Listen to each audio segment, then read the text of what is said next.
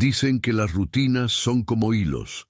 Cuando alguien muere, el hilo se corta, pero a veces el tejido conserva la forma de quien lo tejía.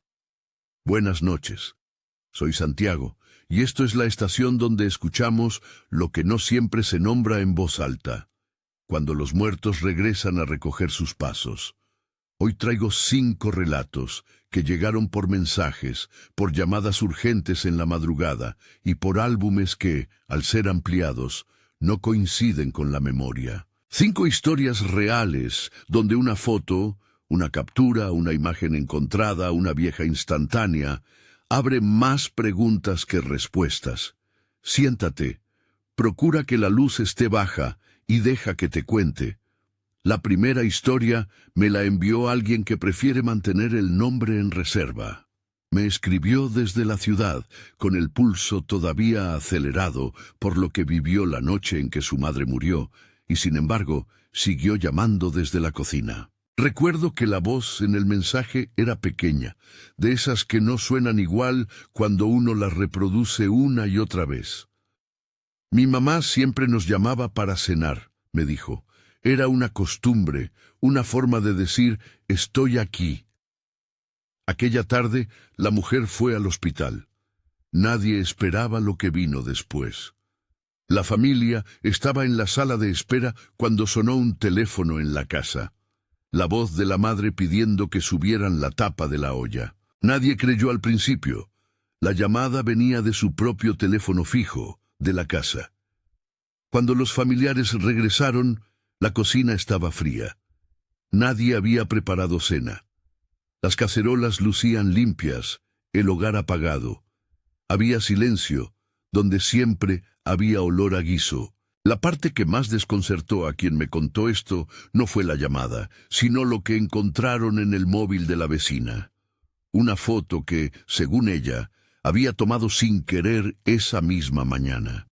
En la imagen se veía la mesa vacía, la silla de la madre con la servilleta doblada sobre el respaldo, y en el aire, apenas perceptible, una mancha de luz que no obedecía a la sombra de nada. La narradora me dijo que, al ampliar la foto, notó lo que parecía una forma sentada en la silla, como si alguien hubiera dejado allí una huella de calor que la cámara trató de registrar.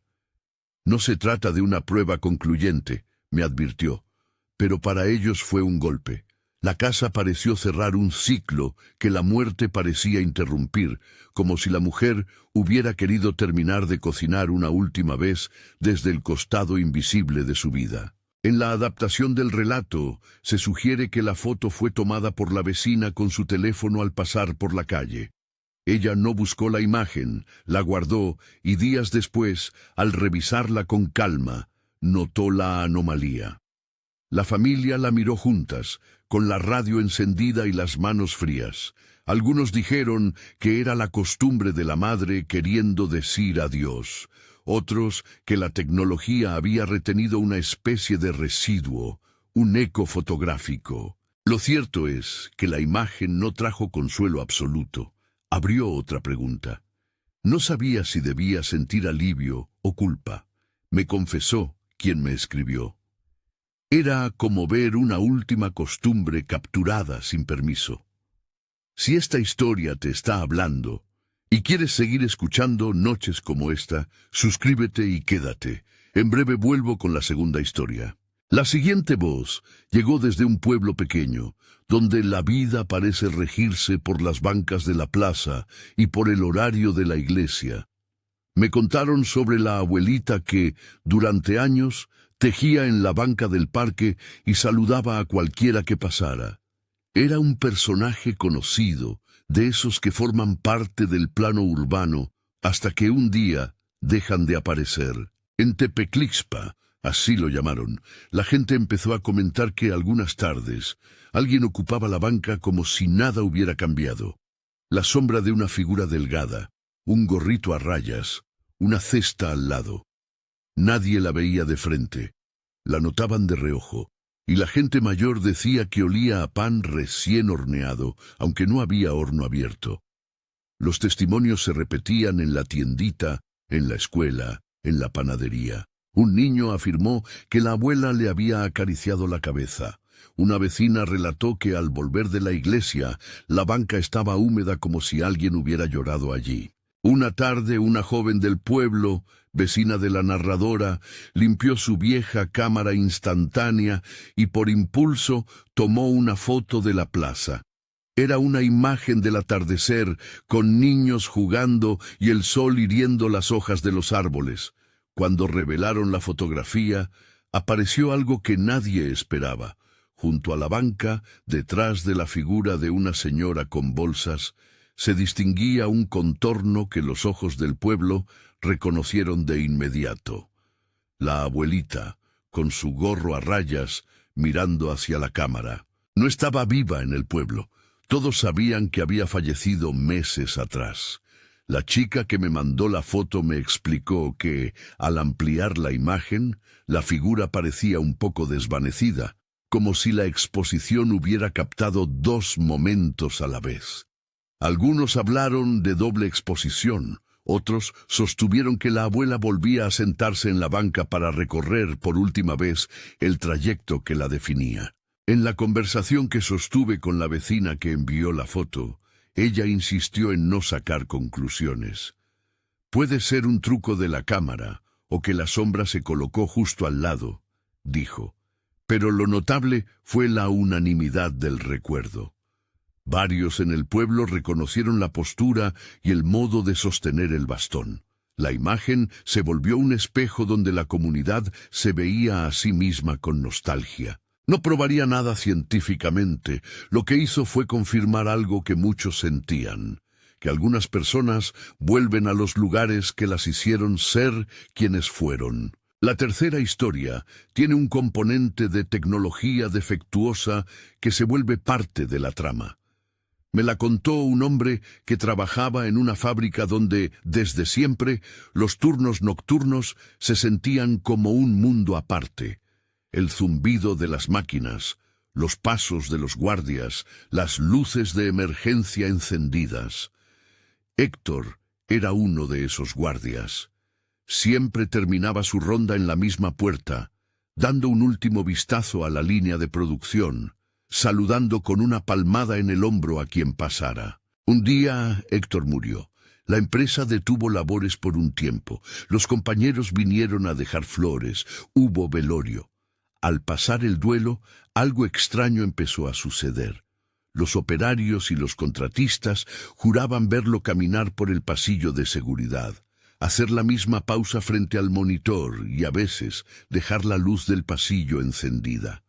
Lo curioso fue que las cámaras de seguridad, las mismas que graban todo, parecían fallar justo en esos momentos. Un empleado me contó que una noche intentó reproducir una grabación y la pantalla se quedó con un ruido estático durante varios segundos.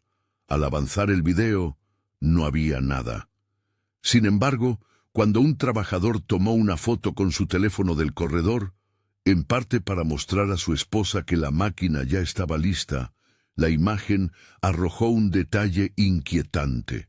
En el píxel donde Héctor siempre apoyaba la mano, se veía una mancha luminosa, como una estela que se curvaba en la trayectoria del guardia. En la adaptación del relato se sugiere que la foto fue tomada rápido, con la intención de mostrar el pasillo vacío. Nadie buscó captar una figura. Al verla, los presentes notaron la anomalía.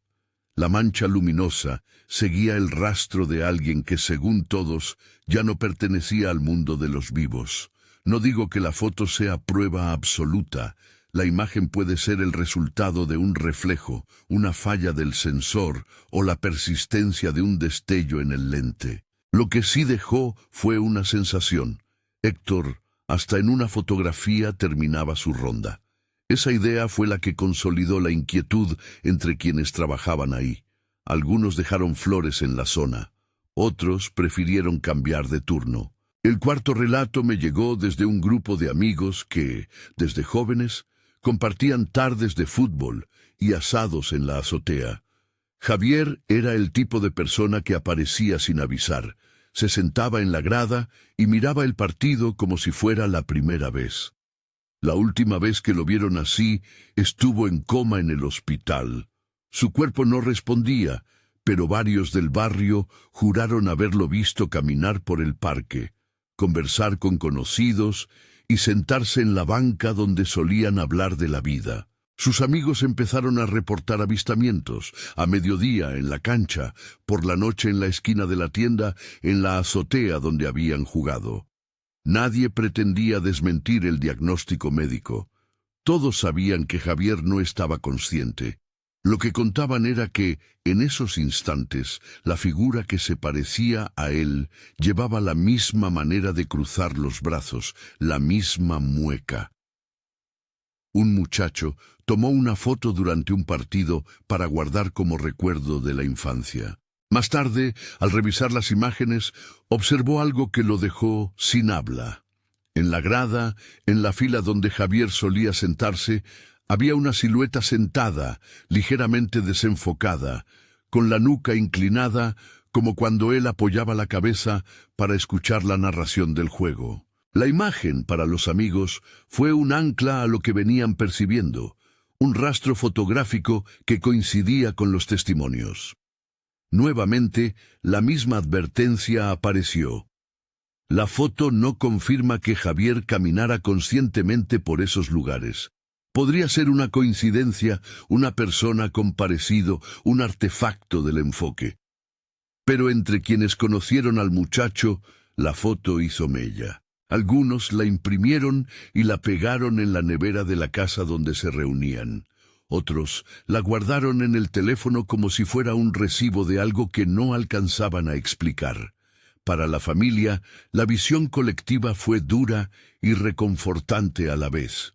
Duro, porque mostraba que el deseo de volver estaba presente, reconfortante, porque muchos creyeron que, de algún modo, el amigo seguía allí, recorriendo instantes que le habían dado sentido. La última historia llega de la carretera, de un semáforo en la madrugada, donde los autos pasan con un pulso propio de la noche. Mauricio era un compañero de ruta. En la narración que recibí, se cuenta que una noche lo recogieron. Un hombre en la banqueta, empapado y confundido, se subió al auto de quien escribe. Hablaron casi en susurros. Había una familiaridad que no pedía explicación. Hicieron todo lo que se hace en esos trayectos. Preguntaron por las noticias, recordaron anécdotas de la secundaria, rieron con torpeza. Al dejarlo en la esquina, el conductor no pensó más. A la mañana siguiente, la familia de Mauricio llamó para avisar que había muerto esa madrugada. La incredulidad pegó fuerte. Lo que intensificó la historia fue una foto que circuló después. Una persona que vive en la esquina, acostumbrada a tomar fotografías del semáforo cuando pasa por ahí, había tomado una imagen esa misma noche. La foto mostraba el semáforo en rojo y, a un costado, la figura de un hombre que sostenía la postura de Mauricio, tal como la describió el conductor. La imagen no podía ser comprobada al 100%, el rostro no se distinguía, la silueta era más bien un perfil. Pero en el pueblo y entre los amigos hubo un reconocimiento. La forma de colocarse el hombro del abrigo, la manera de sostener la bolsa, la inclinación del cuello. Para quien me contó, ver esa foto fue como una confirmación de que a veces las despedidas se consuman en la orilla de lo cotidiano, en un semáforo, entre un cruce de autos. En la adaptación del relato se sugiere que la foto fue tomada con una cámara doméstica por alguien que, sin intención, captó la escena. No afirmamos que la imagen pruebe que Mauricio caminó consciente por la calle. Lo que ofrecemos es la coincidencia entre el testimonio del conductor, la llamada de la familia y la aparición de esa sombra en la fotografía. Ese conjunto es lo que dejó a todos con la sensación de que las cosas que amamos pueden regresar en la forma más doméstica posible, una silueta junto a un semáforo. Al terminar estas 5 historias, queda una sensación que no se resuelve fácil. La fotografía funcionó siempre como un espejo que a veces devuelve una verdad incómoda.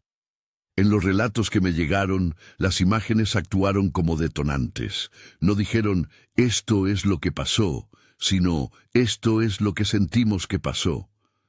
Y eso importa, porque una foto puede conservar la luz de un instante, pero también retener la ausencia de una persona hasta convertirla en presencia. Durante la charla con quienes vivieron estas experiencias, una idea se repitió.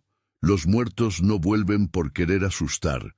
Muchas veces vuelven para cerrar algo que les quedó a medias. Un último llamado desde la cocina, un sitio en la banca donde sentarse, la ronda que nunca terminaron, un partido que aún no habían visto hasta el final, un semáforo donde dejar una última nota a la noche.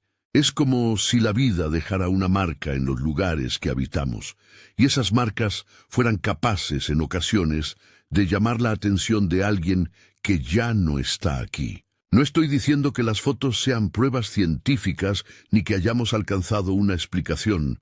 Lo que estos relatos muestran es otra cosa. La tecnología toma huellas, la memoria construye sentido y la comunidad ofrece una certificación colectiva que alimenta la inquietud. Hay una ternura en esa insistencia. Volver para apagar una costumbre o para repetir un gesto cotidiano puede ser una forma silenciosa de decir adiós. Si tienes una historia parecida, una foto que te dejó sin aliento o una imagen que no encuentras cómo explicar, compártela con nosotros. Aquí, en la estación, guardamos las voces con respeto. Mándanos la imagen, cuéntanos lo que viste, y si te animas, deja en los comentarios cómo te hizo sentir. Mañana volveremos con otra noche, con otras voces y con otras fotografías que pueden no resolver nada, pero que siempre muestran lo humano, la necesidad de terminar lo que se comienza. Gracias por quedarte hasta aquí. Soy Santiago. Hasta la próxima madrugada.